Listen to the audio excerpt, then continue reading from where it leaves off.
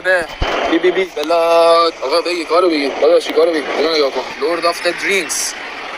آقا هر جا دیدی که تحویلت گرفتن بدون تو پلن بی یعنی پلن ای سراغ من اومدن ولی ندادم دستشون، اومدن سراغ تو. این یک.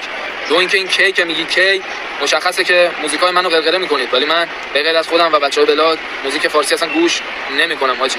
اسم کسی هم میارم میره برای خودش یه سریال میسازه. همین دیگه. قدرت اینجاست. این نشون میده که نکن یکی قدرت اینجاست، یکی قدرت هم تو این گیجگاست. یه کمی هم حاجی ریلکس دیگه. گی بازیتون اوکیه دیگه، همون بنز کافی ایمپرشن داره. چیکار ما دارید دیگه؟ مثلا میخوای با ما حاجی من میدونی چه جوری ام، من با یکی حال نکنم قیمتم حتی بهش نمیدم. به این واسطه که این وسط از میگم آقا محترمانه یارو بپیچون، من کار نمیکنم باش.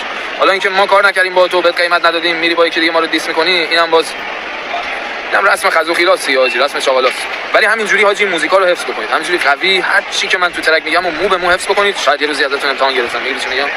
کارم که حاجی دارید دو کیفنا ولی یک جاشون اینجاست، دو جاشون اونجاست. شما هم چون موزیکای ما رو حفظ میکنی جای شما هم اینجاست. عشق من.